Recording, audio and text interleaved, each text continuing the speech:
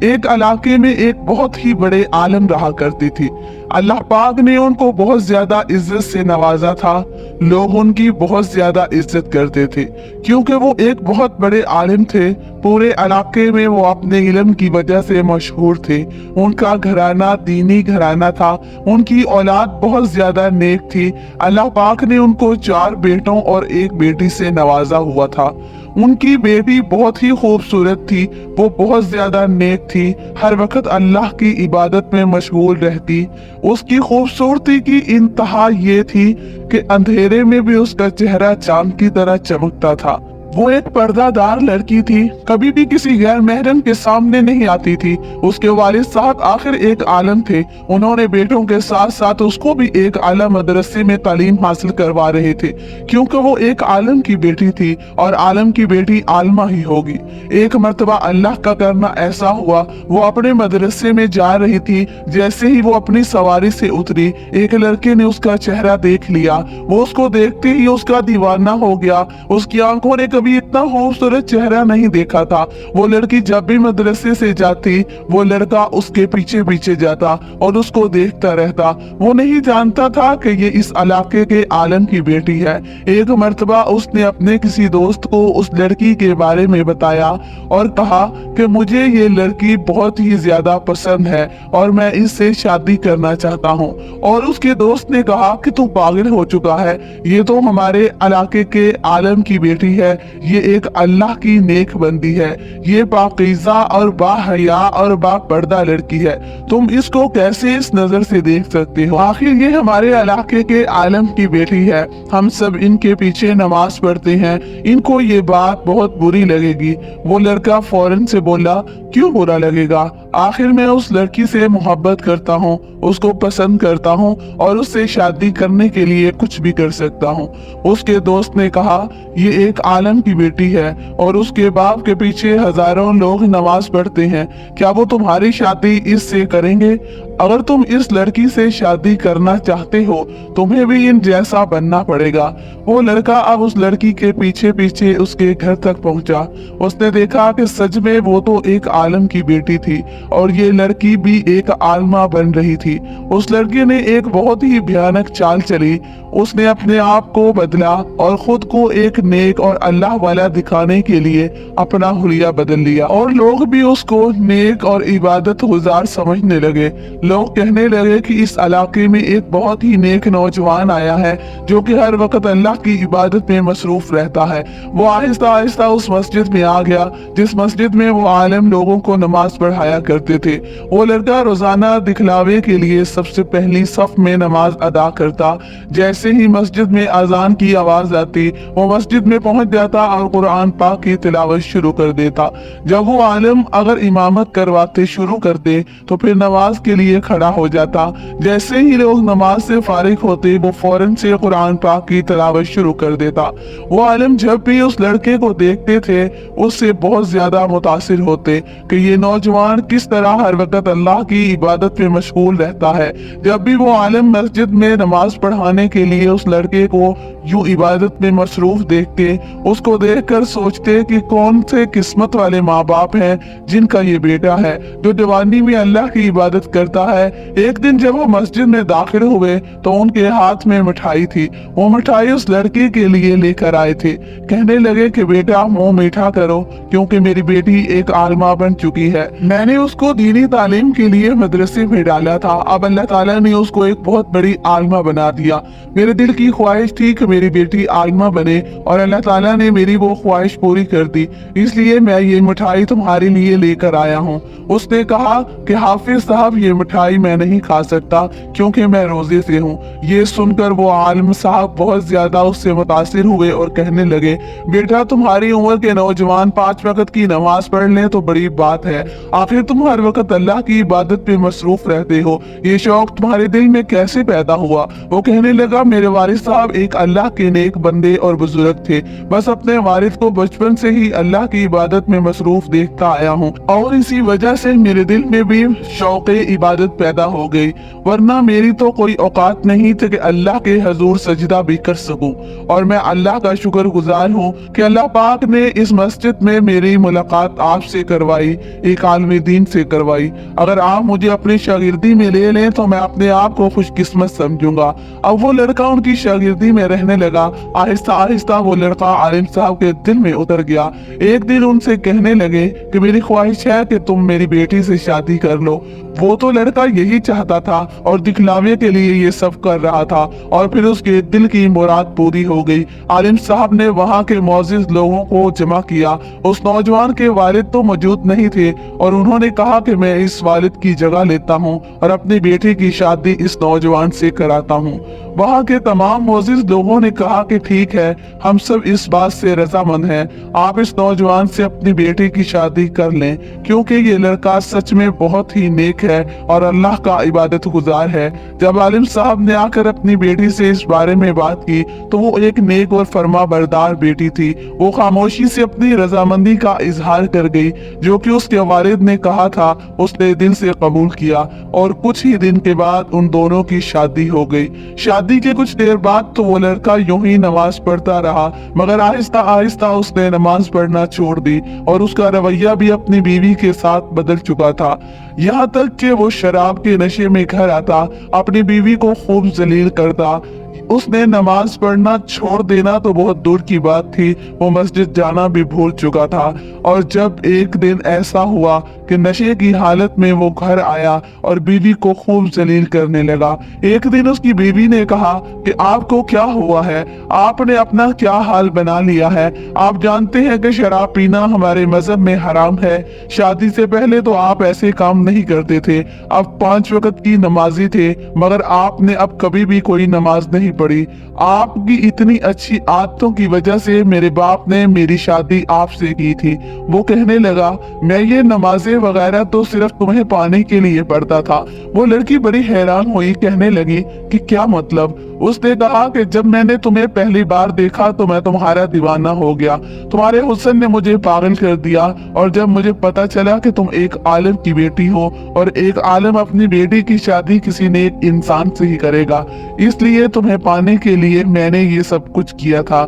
मैं सिर्फ तुम्हारे बाप को दिखलावे के लिए नमाजें पढ़ता, रोजे रखता और कुरान की तिलावत करता था ताकि तुम्हारी शादी तुम्हारा बाप मुझसे कर दे। अब मैं अपने मकसद में कामयाब हो चुका हूँ। अब मुझे नमाज पढ़ने या रोजा रखने या कुरान पढ़ने की जरूरत नहीं है। अब मैं तुम्हारा शोहर हूँ और जो मैं कहूँगा सिर्फ तुम वही करोगी। ये सुनकर वो लड़की बहुत ज्यादा परेशान हो गई कि मेरे शोहर ने किस तरह अपने दीन का मजाक उड़ाया और मेरे बाप को दिखलावे के लिए अल्लाह से झूठी मोहब्बत के दावे करता रहा। असल में ये धोखा मेरे बाप को नहीं बल्कि दीन इस्लाम को दे रहा था, अल्लाह ताला को दे रहा था। और ये भूल चुका था कि अल्लाह ताला को कोई भी धोखा नहीं दे सकता। ये शख्स मुझसे कैसे मोहब्बत कर सकता है जो अल्लाह ताला को धोखा दे सकता है। जो अल्लाह का नहीं हो सकता वो किसी इंसान का कैसे हो सकता है, वो मेरा कैसे हो सकता है। अपने शोहर को कहने लगी कि जिसके दिल में अल्लाह की मोहब्बत ना हो, शैतान की मोहब्बत हो, वो किसी इंसान से कैसे मोहब्बत कर सकता है। ऐसा इंसान शैतानी रास्ते पर चलकर शैतान का पुजारी होता है।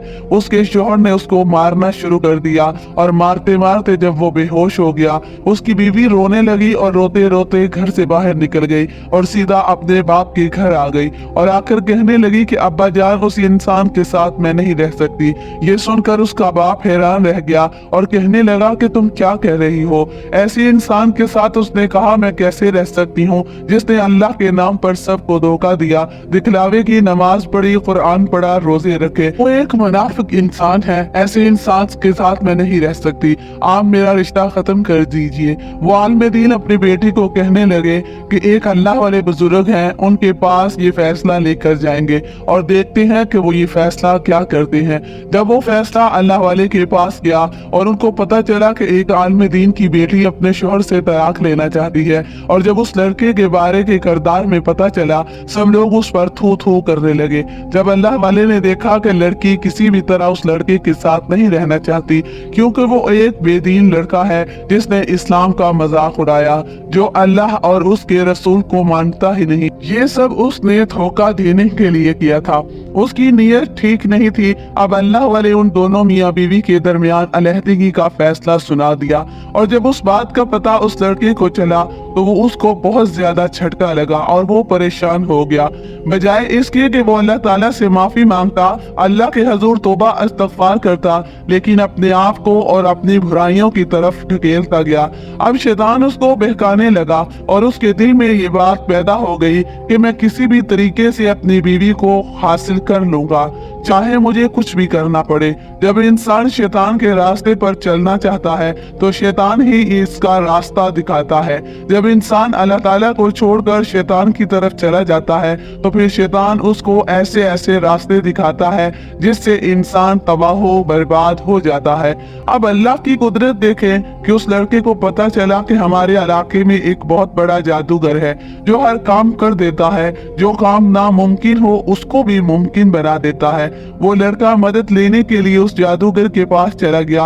वो जादूगर कहने लगा कि जिसके लिए तुम मेरे पास आए हो वो एक आलिम दीन की बेटी है, वो खुद भी बहुत बड़ी आलिमा है, उसके साथ मुकाबला करना मेरे बस की बात नहीं। वो लड़का कहने लगा आप इतने बड़े जादूगर हैं और आप कहते हैं कि मैं हर काम को कर सकता हूँ, मुझे किसी भी कीमत पर वो लड़की हासिल करनी है। वो जादूगर कहने लगा कि इसके लिए मुझे बहुत सारे पैसों की जरूरत पड़ेगी।